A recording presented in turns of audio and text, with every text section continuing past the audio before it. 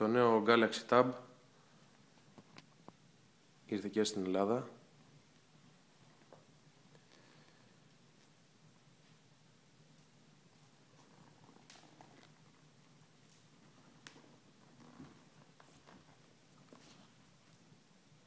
Ανάλυση 1024x600, 7 inches οθόνη, 3 MP κάμερα και 1,3 μια στοιχειώδης τυπική βιντεοκάμερα για τις βιντεοκλήσεις, βίντεο Full HD 1080p, HDP 7,2 Mbps και με δυνατότητες του τηλεφώνου και μπαταρία 4.000 mAh. Απομένει να αποδειχθεί και στην πράξη κατά πόσο είναι ικανή να ανταπεξέλθει στις αυξημένες ενεργειακές απαιτήσεις μιας τέτοιας συσκευής. Λοιπόν, για πάμε να τα ανοίξουμε σιγά σιγά να δούμε και τα περιεχόμενα μέσα. Να το ξεσφραγίσουμε καταρχήν. Η ταινία ασφαλείας του, αυτό ήτανε.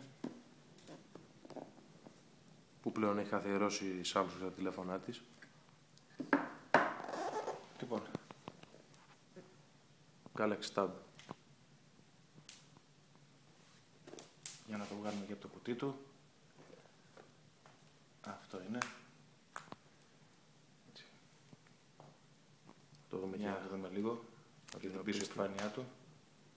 Λευκό έχει επιλέξει για αριστερή επιφάνεια. Επιρρεπές βέβαια σε γρατζουνιές. Πραγματικά πολύ όμορφες χρωματικές αποχρώσεις. Έτσι.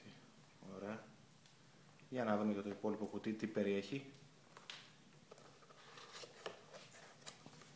Λοιπόν,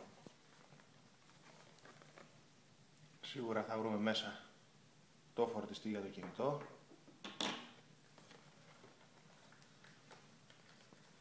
Πολύ ωραία, στα κλασικά κομμάτια του που δένεται. Το καλωδιάκι το USB. Για σύνδεση με τον υπολογιστή. Για σύνδεση με υπολογιστή και για τη φόρτιση της συσκευής φυσικά. Ένα ζευγάρι τα κλασικά ακουστικά. Έτσι, για τη μουσική, όποιες άλλες εφαρμογές και φυσικά για ενδεχόμενη κλήση. Και οι οδηγίες του. Σύντομες οδηγίες. Σύντομες οδηγίες. Για αναλυτικό εγχειρίδιο χρήσης. Αυτό είναι. Ο κατασκευαστής μας παραπέμπει στο support.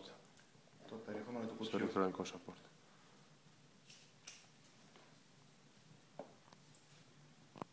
Για να το δούμε λίγο πάλι.